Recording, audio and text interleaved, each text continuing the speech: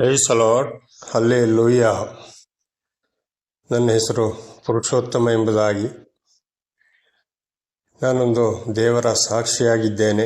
ದೇವರು ನನ್ನನ್ನು ಒಂದು ಸಾಕ್ಷಿಯನ್ನಾಗಿ ಮಾರ್ಪಡಿಸಿದ್ದಾರೆ.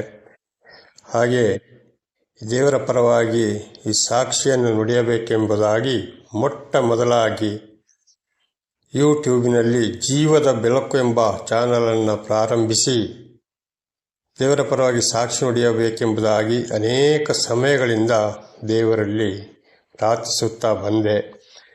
ಅದಕ್ಕೆ ದೇವರು ಈಗ ಉತ್ತರವನ್ನು ದಯಪಾಲಿಸಿದ್ದಾರೆ.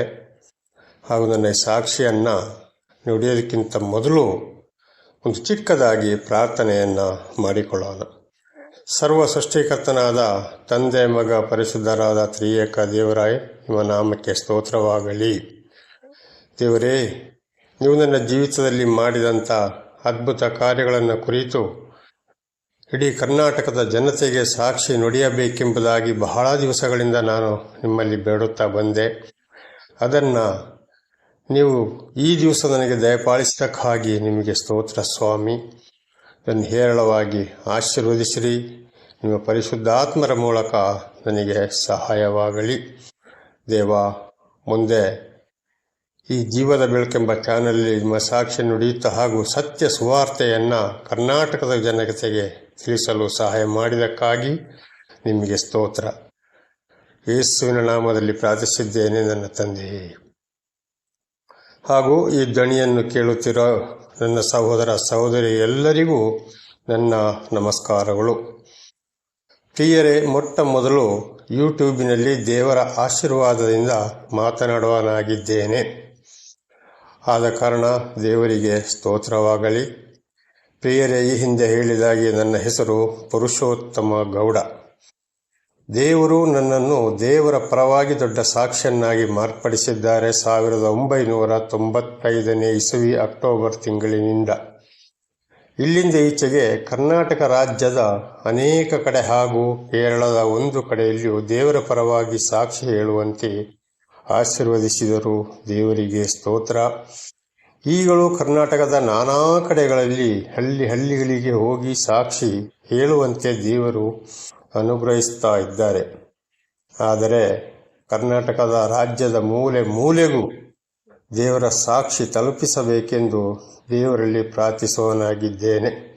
ದೇವರ ನಾಮಕ್ಕೆ ಸ್ತೋತ್ರವಾಗಲಿ. ಇದಕ್ಕೆ ದೇವರು ಉತ್ತರವನ್ನು ದಯಪಾಲಿಸಿದ್ದಾರೆ. ದೇವರಿಗೆ ಸ್ತೋತ್ರ. ಯೆರೆಮೀಯ 33ನೇ ಅಧ್ಯಾಯ 3ನೇ ವಾಕ್ಯದಲ್ಲಿ ನಾವು ಓದುವರಾಗಿದ್ದೇವೆ. ನಾನು ನಿನಗೆ ಸದುತ್ತರವನ್ನು ದಯಪಾಲಿಸಿ ನಿನಗೆ ತಿಳಿಯದ ಮಹತ್ತಾದ ಗೂಢಾರ್ಥಗಳನ್ನು ಗೋಚರಪಡಿಸುವನು ಎಂಬುದಾಗಿ. ದೇವರೇ, ನಮಗೆ ಒಂದು ತಿಳಿಯದಂಥ ಮಹತ್ತಾದ ಗೂಢಾರ್ಥಗಳನ್ನು ಯೂಟ್ಯೂಬಿನ ಮೂಲಕ ದೇವರ ಪರವಾಗಿ ಸಾಕ್ಷಿ ನುಡಿಯಲು ದೇವರು ದೊಡ್ಡ ಒಂದು ಗೂಢಾರ್ಥವನ್ನು ನಮಗೆ ಗೋಚರಪಡಿಸಿದನು. ದೇವರ ವಿರೋಧಿಯಾದ ಪಾಪಿಯಾದ ನನ್ನನ್ನು ಆರಿಸಿಕೊಂಡು ಇವತ್ತು ಸಾಕ್ಷಿಯನ್ನಾಗಿ ಮಾರ್ಪಡಿಸಿದ್ದಾರೆ. ಆದರೆ ನಾನು ಯೆರೆಮೀಯನು ಅಲ್ಲ. ಯೆರೆಮೀಯನಿಗೆ ಹೇಳಿದಂಥ ವಚನಗಳು ಇವತ್ತು ನನ್ನ ಜೀವಿತದಲ್ಲಿ ದೇವರು ಮಾಡಿದ್ದಕ್ಕಾಗಿ ದೇವರಿಗೆ ಸ್ತೋತ್ರ.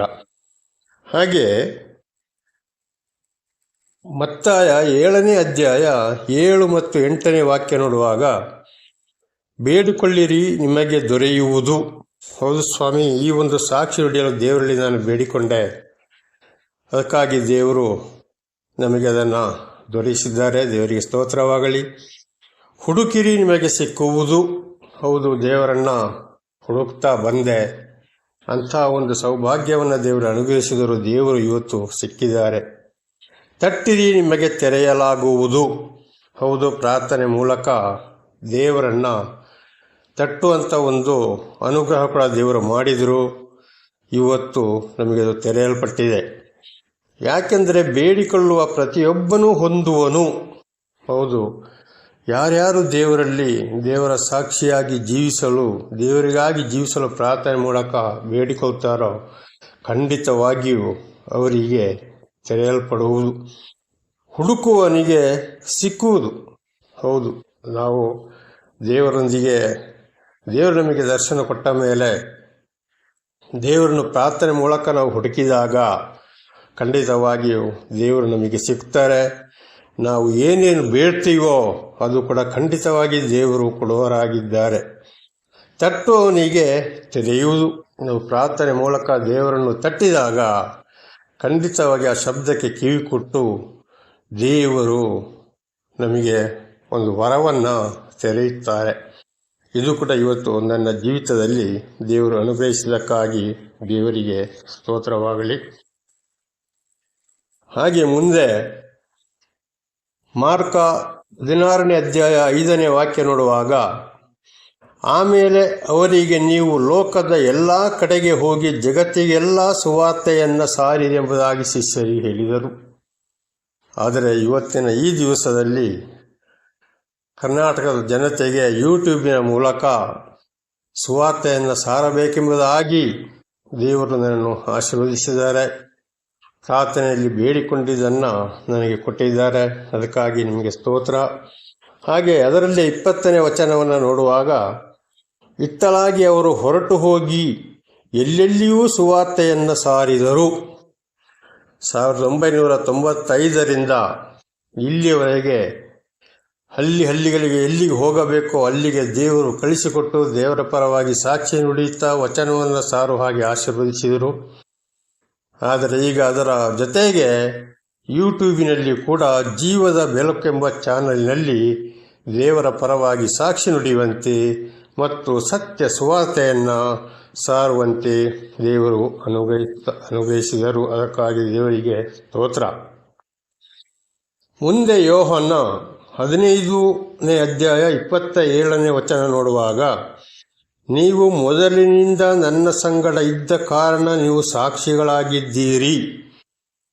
ಪ್ರಿಯರೇ, ಖಂಡಿತವಾಗಿ ದೇವರ ಪರವಾಗಿ ಸರಿಯಾದ ಸಾಕ್ಷಿ ನುಡಿಯಲು ಮತ್ತು ಸತ್ಯ ಸುವಾರ್ತೆಯನ್ನು ಸಾರಲು ದೇವರು ಆರಿಸಿಕೊಂಡವರಾದ ನಾವುಗಳು ಮೊದಲಿನಿಂದಲೇ ದೇವರ ಬಳಿಯಲ್ಲಿ ಇದ್ದೇವೆ ಎಂಬುದಾಗಿ ಈ ವಚನವು ನಮಗೆ ದೃಢಪಡಿಸುತ್ತದೆ.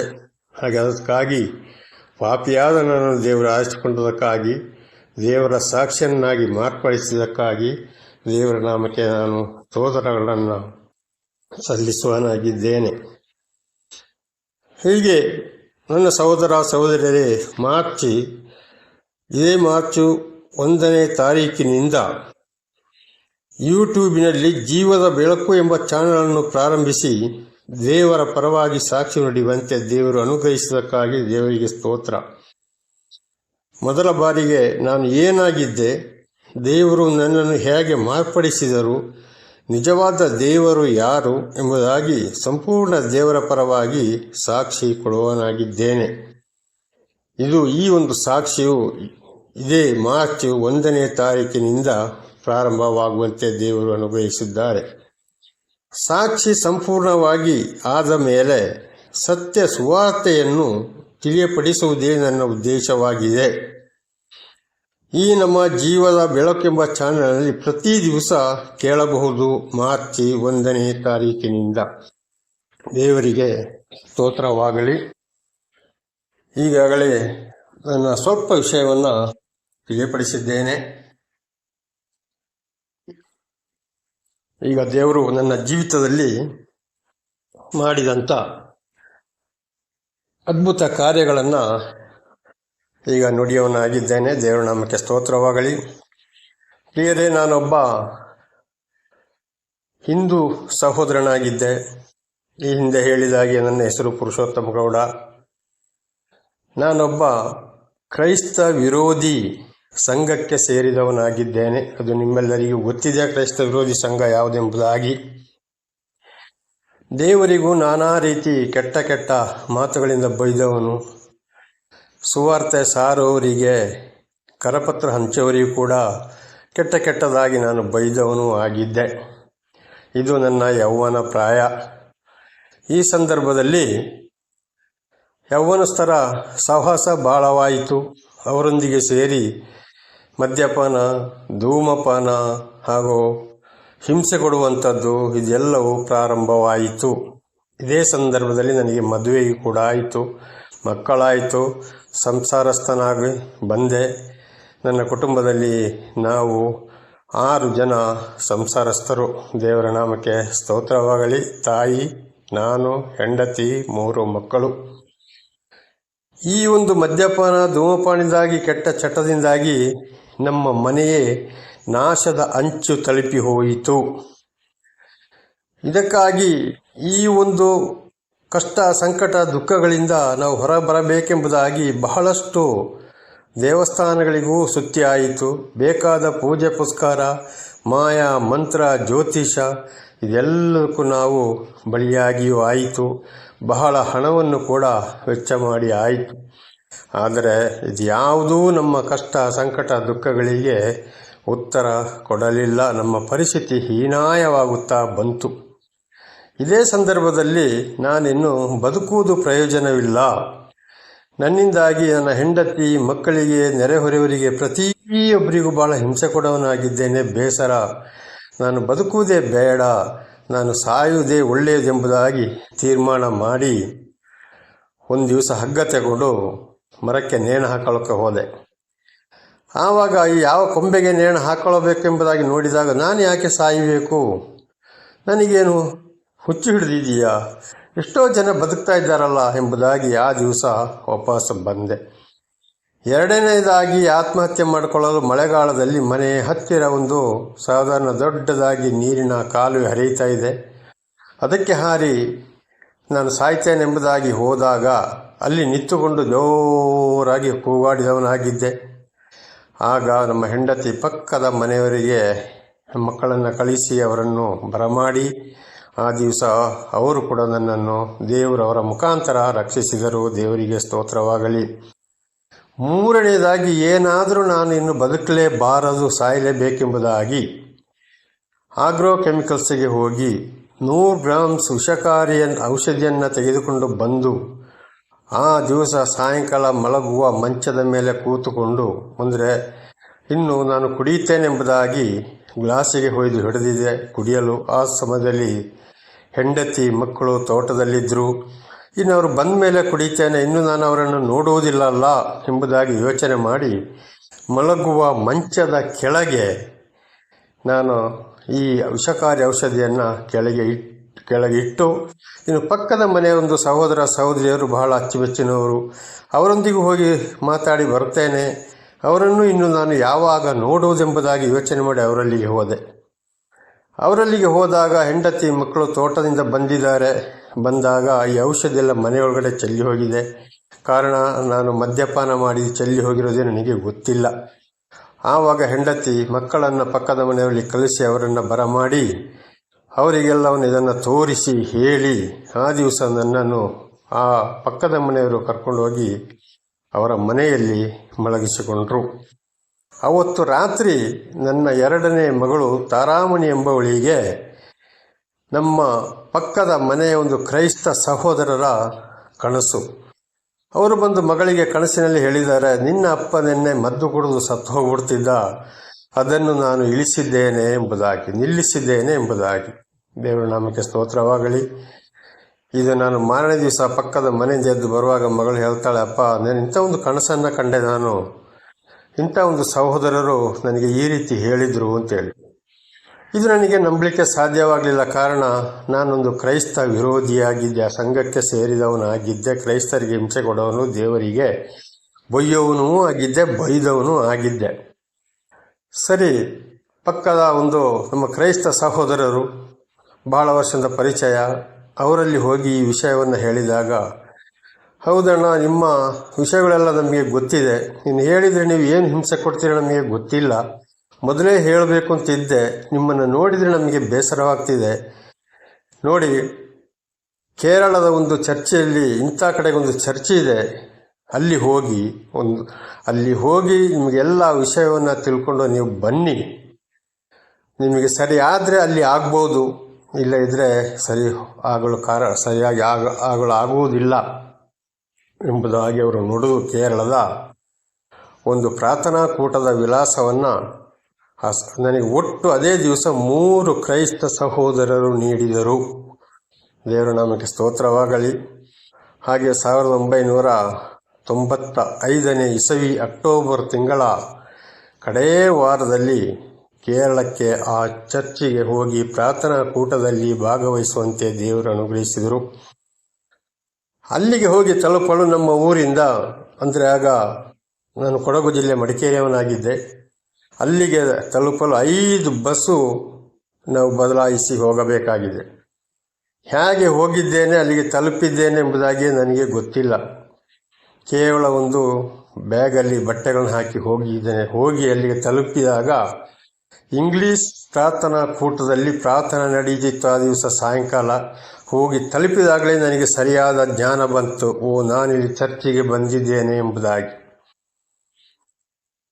ಅಲ್ಲಿ ಒಟ್ಟು 7 ಭಾಷೆಯಲ್ಲಿ ಪ್ರಾರ್ಥನಾ ಕೂಟ ನಡೀತದೆ.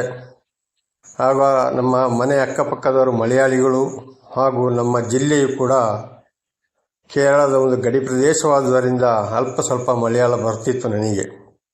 ಅಲ್ಲಿ ವಿಚಾರಿಸಿದಾಗ ಅಲ್ಲಿ ಹೋಗಿ ಪ್ರತಿಯೊಂದು ತಂಗುವ ಸ್ಥಳವನ್ನು ಎಲ್ಲ ಅಲ್ಲಿಯವರು ನನಗೆ ತೋರಿಸಿಕೊಟ್ಟರು. ವಾರದ ಮೊಟ್ಟ ಮೊದಲ ಪ್ರಾರ್ಥನೆ ಭಾನುವಾರ ಪ್ರಾರಂಭವಾಗ್ತದೆ. ಅಲ್ಲಿ ಒಟ್ಟು 7 ಭಾಷೆಗಳಲ್ಲಿ ಪ್ರಾರ್ಥನಾ ಕೂಟ ನಡೆಯುತ್ತದೆ. ಅಲ್ಲಿಯವರೆಗೆ ನಾನು ಹೆಂಡತಿ ಮಕ್ಕಳನ್ನು ಬಿಟ್ಟು ದೂರ ಎಲ್ಲಿಯೂ ಹೋದವನು ಅಲ್ಲ. ಅವತ್ತು ರಾತ್ರಿ ಊಟ ಮಾಡಿ ಮಲಗಿದವನು ಕಣ್ಣೀರು ಹಾಕುತ್ತಾ ಮಲಗಿದೆ. ಬಹಳ ದೂರ ಬಂದಿದ್ದೇನಲ್ಲಪ್ಪ ನಾನು ಹೆಂಡತಿ ಮಕ್ಕಳನ್ನು ಬಿಟ್ಟು, ಏನು ಮಾಡ್ತಾ ಇದ್ದಾರೋ ಏನೋ ಎಂಬುದಾಗಿ. ಅವತ್ತು ರಾತ್ರಿ ನಿದ್ದೆಯಲ್ಲಿ ಒಂದು ದರ್ಶನವನ್ನು ಕಂಡೆ. ನನ್ನ ಮುಂದೆ 3 ಜನರು ಶಿಲುಬೆಯನ್ನು ಹೊತ್ತುಕೊಂಡು ನಿಂತಿದ್ದಾರೆ. ಅದರಲ್ಲಿ ಮಧ್ಯದಲ್ಲಿ ಶಿಲುಬೆಯನ್ನು ಹೊತ್ತುಕೊಂಡು ನಿಂತವರ ಹಿಂದೆ ನಾನಿದ್ದೇನೆ. ತಕ್ಷಣ ನನಗೆ ಎಚ್ಚರ ಆಯಿತು, ಇದೇನಪ್ಪ, ಯಾರೋ ಶಿಲುಬೆ ಹೊತ್ತುಕೊಂಡು ನಿಂತಿದ್ದಾರಲ್ಲ ಎಂಬುದಾಗಿ ಯೋಚನೆ ಆಯಿತು. ಆಮೇಲೆ ಅದೇ ಭಾನುವಾರ ಕನ್ನಡ ಪ್ರಾರ್ಥನಾ ಕೂಟದಲ್ಲಿ ಹೋಗಿ ಕೂತಾಗ ಬೋಧಕರಾಗಿ ಬಂದಂಥ ಒಂದು ಸಹೋದರರು ಮೊಟ್ಟ ಮೊದಲು ಹೇಳಿದ ಮಾತೇನೆಂದರೆ, ನಿನ್ನೆ ಒಬ್ಬರಿಗೆ ಈ ರೀತಿ 3 ಜನ ಶಿಲುಬೆ ಹೊತ್ತುಕೊಂಡು ನಿಂತಿದ್ದರು, ಅದರ ಹಿಂದೆ ಮಧ್ಯದಲ್ಲಿ ಶಿಲುಬೆ ಹೊತ್ತುಕೊಂಡಿದ್ದವರ ಹಿಂದೆ ಒಬ್ಬ ವ್ಯಕ್ತಿ ನಿಂತಿದ್ದವರು, ಒಂದು ದರ್ಶನವನ್ನು ಕಂಡವರು ಇಲ್ಲಿದ್ದಾರೆ, ಎದ್ದು ನಿಲ್ಲಿ ಎಂಬುದಾಗಿ. ನಾನು ನಿಂತುಕೊಳ್ಳಿಲ್ಲ, ನನಗೆ ಸರಿಯಾಗಿ ಅರ್ಥ ಆಗಲಿಲ್ಲ. ಆಮೇಲೆ ಪುನಃ ಅದೇ ಮಾತನ್ನು ಎಚ್ಚರಿಸಿದರು. ನಾವು ಎದ್ದು ನಿಂತೆ. ಆಗ ಸಹೋದರರು ಹೇಳಿದರು, ಹೆದರಬೇಡಿ, ನೀವು ಮನೆಗೆ ಆಗಿ ಹೆಂಡತಿಯ ವಿಚಾರದಲ್ಲಿ ಮಕ್ಕಳ ವಿಚಾರದಲ್ಲಿ ನೀವು ಬಹಳ ಬೇಸರ ಪಡ್ತಾ ಇದ್ದೀರಿ. ದೇವರು ದೂತರನ್ನು ನಿಮ್ಮ ಮನೆಗೆ ಕಾವಲಿರಿಸಿದ್ದಾರೆ. ನೀವು ಯಾವುದೇ ಕಾರಣ ಭಯಪಡಬೇಡಿ, ಸಂತೋಷವಾಗಿ 1 ವಾರ ಪ್ರಾರ್ಥನಾ ಕೂಟದಲ್ಲಿ ಭಾಗವಹಿಸಿ ಎಂಬುದಾಗಿ. ದೇವರ ನಾಮಕ್ಕೆ ಸ್ತೋತ್ರವಾಗಲಿ ಸ್ವಾಮಿ. ಈ ವಿಷಯ ನೋಡುವಾಗ ಲೂಕನ ಸುವಾರ್ತೆ 23ನೇ ಅಧ್ಯಾಯ 39ರಿಂದ 43ರವರೆಗೆ ನೋಡುವಾಗ ಅಲ್ಲಿ 3 ಜನರನ್ನು ಶಿಲುಬೆಗೇರಿಸಿದ್ದು, ಮಧ್ಯದಲ್ಲಿ ಯೇಸು ಸ್ವಾಮಿ ಇದ್ದಿದ್ದನ್ನು ನಾವು ಕಾಣ್ತಾ ಇದ್ದೇವೆ. ಆಗ ಅವರ ಬಳಗಡೆ ತೂಗಾಕಲ್ಪಟ್ಟೊಬ್ಬ ಕಳ್ಳನು, ಯೇಸುವೆ, ನೀನು ರಾಜಾಧಿಕಾರವನ್ನು ಪಡೆಯಲು ಬರುವಾಗ ನನ್ನನ್ನು ಜ್ಞಾಪಿಸಿಕೊಂಬುದಾಗಿ ಪ್ರಾರ್ಥಿಸ್ತಾ ಇದ್ದಾನೆ. ಆಗ ಯೇಸ್ವಾಮಿ, ನೀನು ಈ ಹೊತ್ತೇ ನನ್ನೊಂದಿಗೆ ಪರದೈಸಿನಲ್ಲಿ ಇರುವಿ ಎಂಬ ಒಂದು ವಾಕ್ಯವನ್ನು ನಾವು ಓದ್ತೇವೆ. ನನ್ನ ಸಹೋದರ ಸಹೋದರಿಯರೇ, ಈ ವಾಕ್ಯದ ಮುಖಾಂತರ ನನಗೆ ಅವತ್ತು ಅಲ್ಲಿ ದೇವರು ದರ್ಶನವನ್ನು ಕೊಟ್ಟರು. ಹೀಗೆ ಯೇಸ್ವಾಮಿಯ ಮೊಟ್ಟ ಮೊದಲ ದರ್ಶನವನ್ನು ಪಡೆದವನು ನಾನು ಈ ಕೇರಳದ ಪ್ರಾರ್ಥನಾ ಕೂಟದಲ್ಲಿ ಆಗಿದ್ದೆ. ಹಾಗೆ 1 ವಾರ ಅಲ್ಲಿ ಪ್ರಾರ್ಥನಾ ಕೂಟದಲ್ಲಿ ಭಾಗವಹಿಸಿದಾಗ ನಿಜವಾದ ದೇವರು ಯಾರು, ನಮ್ಮ ಜೀವಿತದಲ್ಲಿ ಯಾಕೆ ಈ ರೀತಿ ಕಷ್ಟ ಸಂಕಟ ದುಃಖಗಳು ಬಂದವು, ಯಾಕೆ ಈ ಪೂಜೆ ಪುಸ್ಕಾರ ಮಾಯ ಮಂತ್ರಗಳಿಂದ ನಮಗೆ ಬಿಡುಗಡೆ ಆಗಲಿಲ್ಲ ಎಂಬುದಾಗಿ ಸಂಪೂರ್ಣವಾಗಿ ಒಂದು ಹಿಂದೂ ಬ್ರಾಹ್ಮಣರ ಮುಖಾಂತರ ಸಾಕ್ಷಿ ಕೇಳುವಂತಾಯಿತು. ದೇವರ ನಮಗೆ ಸ್ತೋತ್ರವಾಗಲಿ. ಹಾಗೆ ಅವರೊಂದಿಗೂ ಅನೇಕ ಸಲ ಈ 1 ವಾರ ಪ್ರಾರ್ಥನಾ ಕೂಟದಲ್ಲಿ ಅವರ ಈ ವಾಕ್ಯಗಳನ್ನು ಕೇಳಿದಾಗ, ಅವರ ಬೋಧನೆಯನ್ನು ಕೇಳಿದಾಗ, ನಿಜವಾದ ದೇವರು ಯಾರು, ನಾವು ಇಲ್ಲಿವರೆಗೆ ಮಾಡಿದ್ದೆಲ್ಲ ಬರೀ ಸುಳ್ಳು, ವ್ಯರ್ಥವಾಗೋಯಿತು, ಖರ್ಚು ಮಾಡಿದಂಥ ಹಣವು ಕೂಡ ತುಂಬ ಯಾವ ಪ್ರಯೋಜನಕ್ಕೂ ಕೂಡ ಬರಲಿಲ್ಲ ಎಂಬುದಾಗಿ ಅಲ್ಲಿ ನಿಜ ಅರ್ಥವಾಯಿತು. ನಮಗೆ ಸ್ತೋತ್ರವಾಗಲಿ. ಹಾಗೆ ಅಲ್ಲಿಂದ ಆ 1 ವಾರದ ಪ್ರಾರ್ಥನಾ ಕೂಟವನ್ನು ಮುಗಿಸಿ ಬರಬೇಕಾದ್ರೆ ಒಂದು ಬೈಬಲನ್ನು ತಗೊಂಡು ಮನೆಗೆ ಬಂದೆ. ಆವಾಗ ಹೇಗೆ ಪ್ರಾರ್ಥನೆ ಮಾಡಬೇಕು ಏನೆಂಬುದಾಗಿ ಗೊತ್ತಿರಲಿಲ್ಲ. ಮೊದಲು ಈ ಬೈಬಲ್ ತಗೊಂಡು ಪ್ರಾರ್ಥನೆ ಮಾಡೋಕ್ಕೆ ಮೊದಲು ನಮ್ಮ ಮನೆಯಲ್ಲಿ ಅನೇಕ ಕನಸುಗಳಲ್ಲಿ ನಾಯಿ ಕಾಣೋದು, ಹಂದಿ ಕಾಣೋದು, ಬೆಳಕು ಕಾಣೋದು, ಗಂಡ ಹೆಂಡತಿ ಜಗಳ, ನಾನಾ ರೀತಿ ಒಂದು ಮನೆಯೊಂದು ಸ್ಮಶಾನವಾಗಿ ಮಾರ್ಪಟ್ಟಿತು. ಅದಲ್ಲದೆ ಮನೆಯ ಸುತ್ತು ಕೂಡ ನಾನಿಲ್ಲದಂಥ ಸಮಯದಲ್ಲಿ ಬಾಗಿಲಲ್ಲಿ, ಕಿಟಿಕಿಗಳಲ್ಲಿ ಹಾವುಗಳು ಕೂಡ ಬಂದು ನಿಲ್ತಾ ಇದ್ವು ಎಂಬುದಾಗಿ ನನ್ನ ತಾಯಿ, ಹೆಂಡತಿ, ಮಕ್ಕಳು ನುಡಿತಾ ಇದ್ದರು. ದಯವಿಟ್ಟು ನೀನೆಲ್ಲಿ ಮನೆ ಬಿಟ್ಟು ಹೋಗಬೇಡ, ಈ ರೀತಿ ಹಾವುಗಳು ಬರ್ತಾ ಇದ್ದಾವೆ ಎಂಬುದಾಗಿ. ಯಾವಾಗ ಕೇರಳದಲ್ಲಿ ಪ್ರಾರ್ಥನಾ ಕೂಟದಲ್ಲಿ ಭಾಗವಹಿಸಿ ಬೈಬಲ್ ತಗೊಂಡು ಬಂದು ಗೊತ್ತಿದ್ದಾಗೆ ಪ್ರಾರ್ಥನೆ ಮಾಡಲು ಪ್ರಾರಂಭ ಮಾಡಿದೆವು, ಹೊತ್ತಿನಿಂದ ಈ ಕೆಟ್ಟ ಕೆಟ್ಟ ಕನಸು ಕಾಣುವುದೆಲ್ಲವೂ ನಿಂತು ಹೋಯಿತು. ಮನೆಗೆ ಹಾವುಗಳು ಕೂಡ ಬರೋದು ಎಲ್ಲಿ ನಿಂತು ಹೋದವು. ಎಲ್ಲ ಕಷ್ಟಗಳಿಂದ ಒಂದೊಂದಾಗಿ ಒಂದೊಂದಾಗಿ ಒಂದೊಂದಾಗಿ ಬಿಡುಗಡೆ ಆಗುತ್ತಾ ಬಂದೆವು. ದೇವರ ನಾಮಕ್ಕೆ ಸ್ತೋತ್ರವಾಗಲಿ. ಅದರ ಹಿಂದೆ ನಾವು ಅನೇಕ ಜ್ಯೋತಿಷ್ಯರ ಬಳಿಗೆ ಹೋದಾಗಲೂ ನಿಮಗೆ ಅವರು ಮಾಟ ಮಾಡಿದ್ದಾರೆ, ಇವರು ಮಾಟ ಮಾಡಿದ್ದಾರೆ, ನಿಮ್ಮ ಪಕ್ಕದ ಮನೆಯವರು ನಿಮಗೆ ವಿರೋಧಿಯಾಗಿದ್ದಾರೆ, ಇದನ್ನೇ ಹೇಳಿ ನಮ್ಮನ್ನು ವಂಚಿಸಿದರು. ಆದರೆ ಅದೆಲ್ಲವೂ ಸುಳ್ಳಾಗೋಯಿತು. ದೇವರ ನಾಮಕ್ಕೆ ಸ್ತೋತ್ರವಾಗಲಿ ಪ್ರಿಯರೇ. ಹಾಗೆ 1995 ಇಸವಿ ಅಕ್ಟೋಬರ್ ತಿಂಗಳಲ್ಲಿ ಮೊಟ್ಟ ಮೊದಲು ನಿಜವಾದ ದೇವರು ಯಾರು ಎಂಬುದಾಗಿ ತಿಳಿದುಕೊಂಡು ನಾವು ಎಲ್ಲಿವರೆಗೆ ಏನು ತಪ್ಪು ಮಾಡಿದ್ದೇವೆ, ಇದಕ್ಕೆ ಪರಿಹಾರ ಏನು, ಯಾವುದರಿಂದ ಪರಿಹಾರ ಎಂಬುದಾಗಿ ಕಂಡುಕೊಳ್ಳಲು ಮತ್ತು ಆಶೀರ್ವಾದ ಹೊಂದಲು ಸಾಧ್ಯವಾಯಿತು. ದೇವರ ನಾಮಕ್ಕೆ ಸ್ತೋತ್ರವಾಗಲಿ. ಇದು 1ನೇ ಭಾಗ ಇಲ್ಲಿಗೆ ಮುಕ್ತಾಯವಾಯಿತು. 2ನೇ ಭಾಗ ಮುಂದುವರಿಯುವುದು. ದೇವರ ನಾಮಕ್ಕೆ ಸ್ತೋತ್ರ. ಕೇಳಿದ ನಿಮ್ಮೆಲ್ಲರಿಗೂ ಕೂಡ ನನ್ನ ಧನ್ಯವಾದಗಳು. ಪ್ರಾರ್ಥನೆ ಮಾಡಿಕೊಳ್ಳೋಣ. ಸರ್ವ ಸೃಷ್ಟಿಕರ್ತನಾದಂಥ ತಂದೆ, ಮಗ, ಪರಿಶುದ್ಧನಾದಂಥ ತ್ರಿಯೇಕ ದೇವರೇ, ನಿಮ್ಮ ಪರಿಶುದ್ಧ ನಾಮಕ್ಕೆ ಸ್ತೋತ್ರ. ಸ್ವಾಮಿ, ನೀವು ನನ್ನ ಜೀವಿತದಲ್ಲಿ ಮಾಡಿದಂಥ ಅದ್ಭುತ ಕಾರ್ಯಗಳನ್ನು ಸ್ವಲ್ಪ ಸಮಯ ಸಾಕ್ಷಿ ಹೇಳುವಂತೆ ನೀವು ಆಶೀರ್ವಾದ ಮಾಡಿದಿರಿ. ಮೊಟ್ಟ ಮೊದಲಾಗಿ ಈ ಜೀವದ ಬೆಳಕೆಂಬ ಚಾನಲ್ನಲ್ಲಿ, ಅದಕ್ಕಾಗಿ ಸ್ತೋತ್ರ. ಈ ಸಾಕ್ಷಿ ಕೇಳಿದಂಥ ಈ ಸಹೋದರ ಸಹೋದರಿಯರು ಎಲ್ಲವರನ್ನು ಕೂಡ ಆಶೀರ್ವದಿಸಿರಿ. ಯಾರಾದರೂ ದೇವರನ್ನು ತಿಳಿಯದೆ ಮೊದಲು ನಾನಿದ್ದ ಜೀವಿತದಲ್ಲಿ ಇರುವುದಾದರೆ ನನ್ನನ್ನು ಹೇಗೆ ನೀವು ಸಾಕ್ಷಿಯನ್ನಾಗಿ ಮಾರ್ಪಡಿಸಿದ್ದೀರೋ, ಹೇಗೆ ನನ್ನ ಮೇಲೆ ದಯೆ ಕರುಣೆ ತೋರಿದ್ದೀರೋ, ಅದೇ ಒಂದು ಪ್ರೀತಿ ಅವರ ಎಲ್ಲರ ಮೇಲೆ ಕೂಡ ಇರಲಿ. ಪ್ರತಿಯೊಬ್ಬರನ್ನು ಆಶೀರ್ವದಿಸಿರಿ. ಯೇಸುವಿನ ನಾಮದಲ್ಲಿ ತಂದೆಯೇ, amen, amen, amen. Thank you Jesus.